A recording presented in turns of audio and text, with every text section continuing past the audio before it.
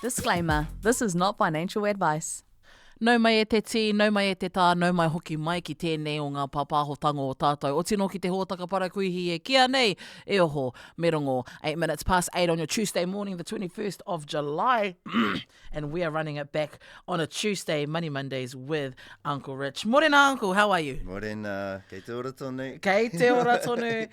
And we are back with Episode 6, e te wānau. Before we dive into the kaupapa, let's take a quick minute to reflect on the last 6 weeks, Uncle. Over the past 6 weeks of Money Mondays, we've been building up the foundation step by step, getting clear on where your money goes, using simple systems like buckets. And I think there's been some great kōrero and response around just simply setting up the bucket so you know exactly where your money and pūtea is going to. So it's all about shifting our money mindset, reducing debt, understanding KiwiSaver, and starting to think about investing for the future. Now, today's kaupapa, Uncle, pulls all of that together because buying your first home is one of those goals where every earlier money move starts to matter. What can we expect today? Yeah. So I just think it's a nice progression into what we've covered, and I think like even this week I shared our Spotify with one the person I've been working with, and it was really cool to get that feedback. Yeah. Like these are cool because I was like, oh, you're real close. Like you're really close. If you just have a listen to these and you'll work through this. And so that was really cool to be able to send them there, and then even me going in there. So yeah, today we want to talk about buying the first home. This is the early stages. These are the first steps. So think of this from a lending point of view. We're not getting into the negotiations and what happens post in that. So just keep that in mind. And I'll say aroha mai already because there is a little bit more jargon in here. There's a bit more detail we need to get to. There's a bit more in this one, but we'll try and keep it a high level for us. Okay, and it's all about breaking down that jargon for our people. Although it's a lot, I think we can read between the lines and get to the kōrero. So the first step is not open homes. Hey, Uncle, it's not trade me. It's not dreaming about the kitchens. It's actually getting our numbers sorted. And that's it. So, being a mortgage broker, financial advisor, it is actually, and people go, oh, you just want them to talk to you? It's like, no, go talk to your bank, go talk to your broker, go talk to whomever you deal with for this conversation, right? And the reason why I say that is because if you start browsing, you always start looking at the beautiful stuff, and you don't know what you can afford yet. So it's really important to set, it's expectation setting, so have a look, go and have a chat, talk to them about it. What will happen is they'll run the numbers, they'll ask for all this stuff, we'll go through all the process, they'll then be able to give you an idea, but that's the starting point from this one. They'll then start talking about things like deposit, start talking about words like serviceability, start wrapping this stuff in there, and then that's when you'll start to think, okay, this is getting real, the other thing to consider at this point is there's a lot of stuff going on with the banks and the policies, and they change all the time, and this happens really, really fast. And seeing this on the daily, my point I want to make here is it's not about you. Sometimes the banks are just playing up. Like they'll just say one day it could be they're taking new customers, next day they're not. It literally happens. One day they're doing pre-approvals, next day they're not. So don't think you're getting mucked around or you're getting anything. It's like literally the policy changes, the banks change these policies, and this is why you need good advice, to help you through these things. So that was just another point I wanted to do, because pre-approval was the sort of the one everyone talks about. You're like, let's go and get pre-approval. Sometimes you can't get that from your main bank or other banks at this time, and everyone will go, what do you mean? Why can't you do that? And I was just like, man, since being in this, you learn. There are pots of money that they have for specific groups of a first home, owner-occupier, investors. And once that money's allocated, gone. Yeah. You know, so then you got to wait till next month or next whatever till that rolls over. So, yeah, just those points there on. And that's a good point there, and that really resonates with me particularly, Uncle, because I'm that guy. I'm the go to straight away to trade me. Realestate.com, property brokers. You know, I see it and I'm like, oh, I love this house. It's got this kitchen. You know, it's got this room over here with a bit of an ensuite. And I'm not actually really realistically looking at my numbers, and I think many of us are doing. Oh that, yeah. you know, Mate, I live on trade me. Like it's one of my favourite pastimes. Like I love looking at property, and this is why I do. And anyone I worked with, you'll know, I'm like, send me the links. And I'm like, no, send me the links. I want to have a look. I want to see what's going on. And what do you think about this one? What do you think about? I'm like, da. Have you considered this? Have a look at it. Because I actually do really enjoy, you know, the property part of it. So yeah, absolutely. Now, Uncle, you've talked about deposit and serviceability. Yeah. Can you just explain those two words in plain English, deposit and serviceability, because they sound simple. Yeah. But they decide so much. That's right. And there's different ways of doing it. So the simplest way to look at a deposit, it's the chunk of cash you put up for the deposit of the house. The rule you'll hear out there, seen all the time, is you need a 20% deposit. You know, now think of that 500k house, 20%, that's 100 grand. Yeah. You know, like you got 100 grand sitting in your account, just ready to go.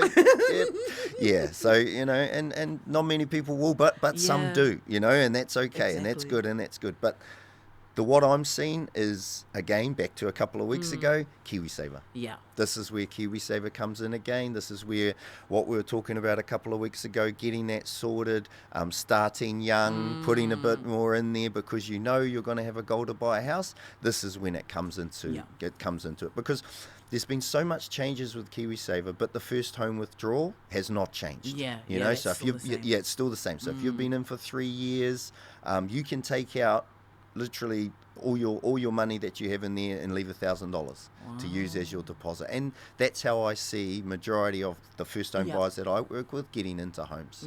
That's how I see them getting into homes. So there's, you know, if you're lucky enough, the bank of mum and dad that comes out, you know, that's real.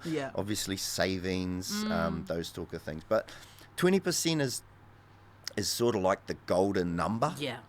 You can sometimes, again, policies, changes with banks, you can go more than that sometimes, or less, whichever way you want to look at it, but you can have that, and they have a thing called a low equity margin. So the banks will just charge you if you don't have that 20% deposit, and if you've got our next phase, if you've got good serviceability, as an example. So just be aware that's not the only thing. And I just want to put in a little quick one here too. There is a Kāinga Ora first home. I've got a segment on that, so I don't want to go into that too much, but they can go down to a 5% deposit, and literally Kāinga Ora will underwrite it. You pay for it, but I'll get into that detail. So there's options there. So we're going to head into serviceability, Uncle, and like you said, there's a lot of jargon in this session, and I think it's important for us to understand. We're going to talk about UMI, debt, and what banks actually look at. So this is where earlier episodes about debt, spending, and budgeting really come back in. All come in. Let's get into serviceability. Yeah. So the banks they literally want everything. You know, they will ask for 3 months of your bank statements, every bank account. All any hire purchases, any credit card, anything like that, car, they want to see it all. So it's a bit of it's a real process to get it through. Lots of documents, lots of things. So depending on your setup, obviously, they'll use this term which they call uncommitted monthly income, UMI. So again, try not to get the jargon, but those are the things you might hear from your bank or your broker. And it's not just your salary. You know, this ain't your salary. This is taking into account everything. All your salary coming in, all your expenses going out, all of those other potential things, the loans, the credit cards, whatever you've got there, it wraps it all up and they come out with a number. Now each bank has their own calculator as well, so they treat them all a little bit. They all have their things. So again, that's why you need good support. So you know, they want to know your income's stable. You know, they want to know that you've been getting, you know, you're in a job for a good time and that you got steady income and all those sort of things. If you're self-employed, they'll want 2 years of financials. Wow. So they'll want you, Okay. and at this time of year, because we've just, you know, most people are just doing their financials now, so it's quite interesting in that. So just be aware if you're self-employed, that's what they'll want. That's what they'll want. I've mentioned existing debt, you know, car loans, all that sort of stuff. They'll want to see all those. They'll want to see all that there. Your bank statements, everyday spending. Debt to income ratios, you might hear this one come a lot. For first home buyers, it's not really the impact. Your income affects this. There's rules like 6 times your income is the max you can loan. Like you'll see this won't probably affect you the first time you go for a home. It's more down the track. Test rates is another one to keep your eye on. You've been doing it. You've been looking at the calculators on the website, and you've gone, I can 1 year rate is only 4.65 or something. Well, the bank, they're testing you at like 7. So they're stress testing you anyway to make sure you can afford this purchase. So just be aware when you're going, what do you mean they're doing that 7? The loan rates aren't 7%. Well, the bank's testing you at that much. Current one I just got in the other day, it was 6.95. You know, literally come in just yesterday for a bank. So it's real, it's happening. I think the real key here is just, it really depends on how you spend your money and your patterns in your spending. You can have 2 people on the same income, but the way they treat their money or the way they spend their thing have very, very different outcomes in the eyes of the bank. Just because of the way they have things. If they have a lot of things on tick, you know, have a lot of hire purchases or credit cards and something like that, they'll have a much lower UMI, therefore much lower lending capacity. Just and this is where the afterpays and all of that come into play. Being honest here and open, there was a time there where afterpay was everything. It was easy. Because it was easy, right? But then I realized, I was like, nah, it doesn't weigh up. Like, it doesn't make sense for me. And some of our whānau, kei te pai, you're still using it. But I would recommend, weaning yourself off and going cold turkey, cutting it off. I think the important thing there too is banks, again, treat all those transactions different. So the odd pair of shoes, kei te pai. You know, if you're buying your groceries each week on it, different. Because that becomes now a pattern, and that's how you live. It's not just, I just bought those shoes because I wanted the new Warriors jersey. And I get it, and that actually that's fine because that's that's a time and a place. That's a one-off. And you'll deal with that. If you're doing, buying something regular nowadays, look where Afterpay's popping up. It's petrol. I know. That's what I mean. Petrol, kai, those sort of things. Those become habits, so then they become regular expenses. Bank will treat it different.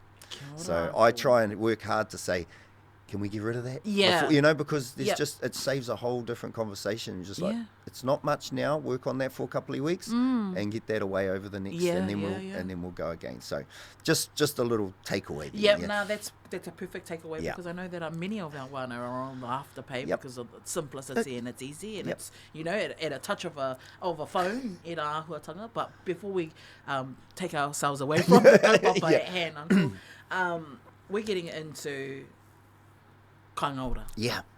Kāinga ora. So for someone listening, and a big shout out to everyone who's online or who's on air listening, tuning in from their waka e mihi ana kia koutou. Don't forget, previous episodes are available on our Spotify, Ware Kōrero app and the YouTube.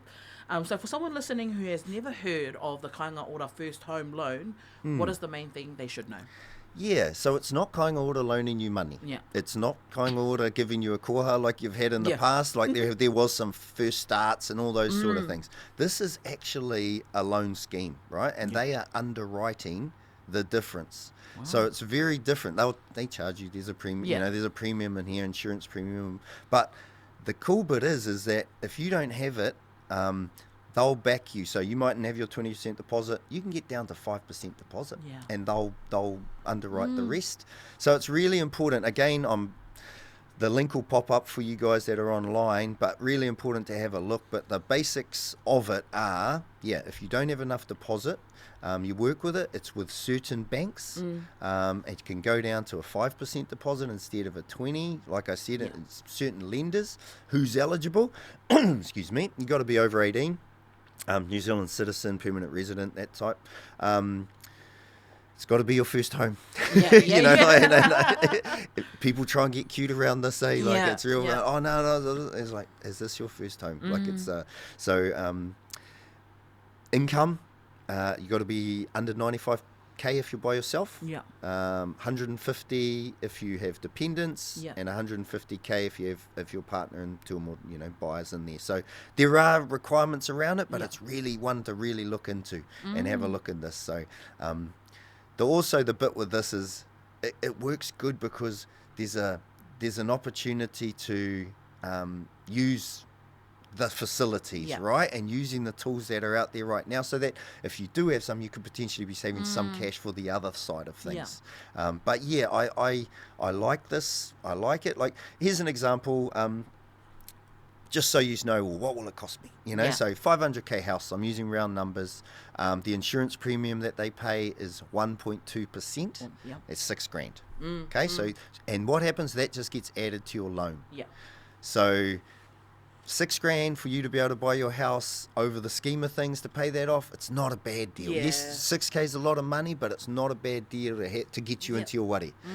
So just have that in mind. You've got the numbers now. You know what's in considered, so you can work to that. So just wanted to make it real, make it real. And I think that's the big thing, is that listening to the kōrero now, and particularly this part around the kāinga ora and the first home loan and all that scheme, is it makes it real for us. Like it makes it accessible. Right? Because when you think of buying your first home, and then, you do it the wrong way and you go and look at the house first before you've actually checked your numbers, it seems so far away, right? But then when we go through the process, get our numbers, have the kōrero, and then start breaking this down, getting into the sort of kāinga ora schemes, it makes it a bit more real for us. And possible, and know what's possible, because that's the key step, is to know what's possible. And if you don't know right now, that's why go and have a chat. Let's go, so that you can put yourself in this position. Because now we've got those things up, as you mentioned. Now we look at houses. Now now the fun stuff happens. Now you can get on TradeMe and your real estate and that. So, and I always say to people, just think about how you live today, or how you want to live, because you may be renting somewhere you actually don't want to be. The location, where do you go to work, where do you go to kura, what do you do, all those sort of things. Wanganui's not that big. Like we think it's a long way to drive up Aramoho or out the cliff, It's too long out there. Like, mate, if you've ever lived in a city, that is like, we love. I joke all the time, I'm 10 minutes from everywhere, and we were just out of town. So location is key. You'll know those areas you want to live in, those streets you want to live in, do your homework, go for drives, all that sort of stuff. Think about that stuff, the size of the section, the thing, if you got kids, you want a bit of a backyard. Like, look at obviously, if you're not in the trade, you can tell if a house is well kept. If they've looked after it. There's mold everywhere, they haven't looked after it. When you walk in, it's a bit crooked. Oh no, that's not it. You can tell by how dated it is. Fresh paint, all those sort of things. People do a lot of stuff. So the other one is, don't buy at the top of what the bank gives you. Like, just because the bank said you can have 500, like, you don't always have to go there. Just work that. That's the ceiling, like, come in there, have a look around. And my biggest thing is, get to an agent.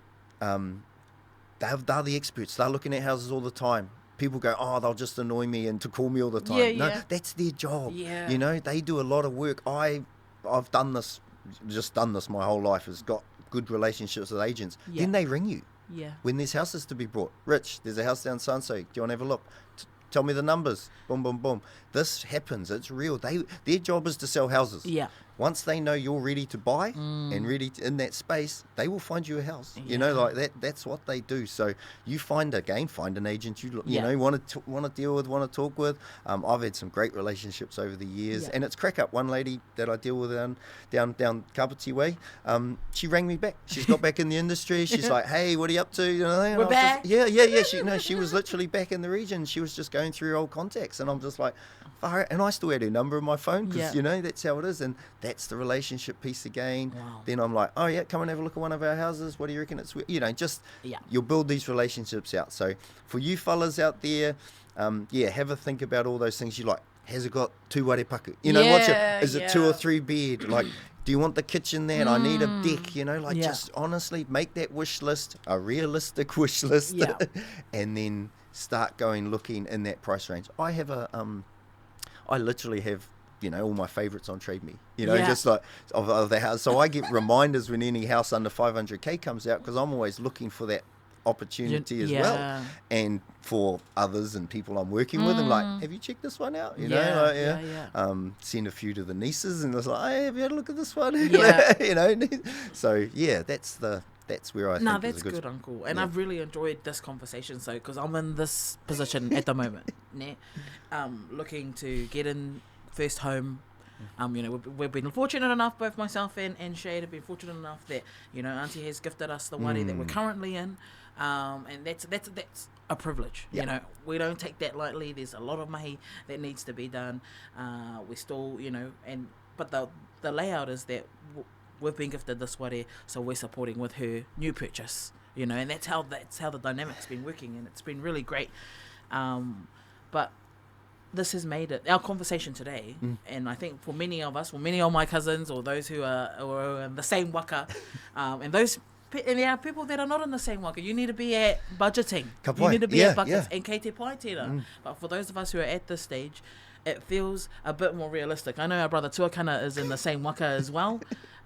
You know, he's looking at his wari as well. So, e mihi anaki nei kōrero. We're going to take a quick break before we come back in with the tip and the action of the week. Mo tōne mai, we've got Rock My Boat by Maoli on Ways.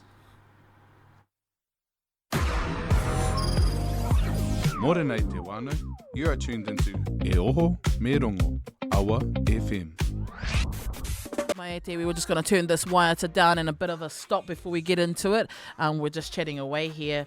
So we got distracted by the time. Here we are, no.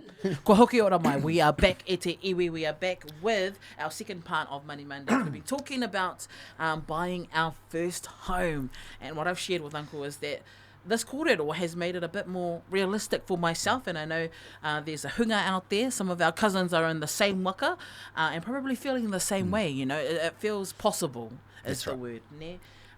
Any lasting kōrero, any last sentences of kōrero or myth busters that you want to drop on us, Uncle, before we get into our next section? Yeah, I just think remember, this is a big process. The deposit is only part of this as well, so just be aware. You know, you need funds for other things. There's potential for legal fees and valuations and maybe relim reports and moving costs. You know, there's things to consider here. So always have those funds, those backup funds for this process. And I didn't cover it. Banks will give cashbacks. I didn't want to get to that, you know, because those change so quickly. Just remember there are things that the bank will help you with later down the track.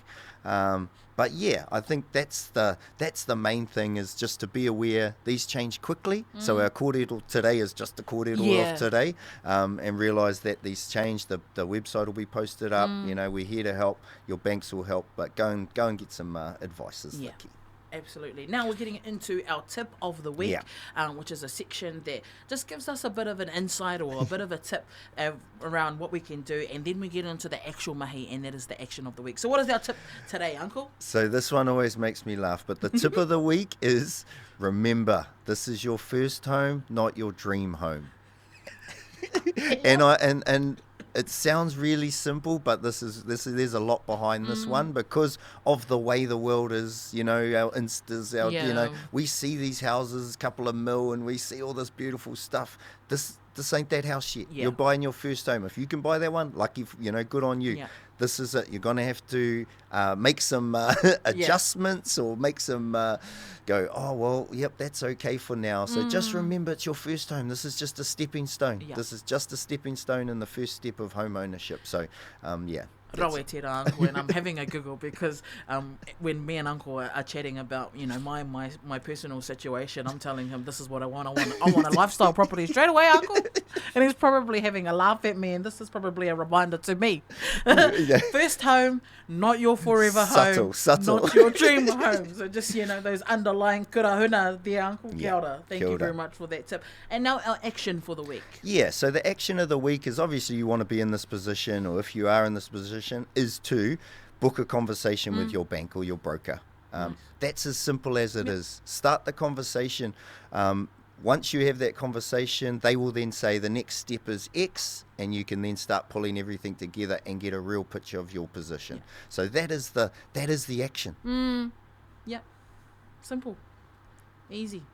So if listeners do one thing after today's episode, Te Wano, it's that bank or broker conversation. You know, get the numbers, then make the plan. Yep. Then have a look at the trade me and then the properties. You know, don't look before you make the plan. Don't look before you see the numbers, because going through this process step by step allows you and makes it a bit more possible and makes it a bit more realistic for us. So that's first home buying in a nutshell, uncle. Yeah, and that's it. This was was about to prepare you. Just remember, there's a lot to do in there. It's not a straightforward process. You'll get asked for different things, and just accept that's part of it. You know, like, oh, they'll come back and say, oh, I need this, I need X, I need Y, and that's okay. That's just part of it. Being prepared, knowing that process is the whole point of us being here. So, yeah.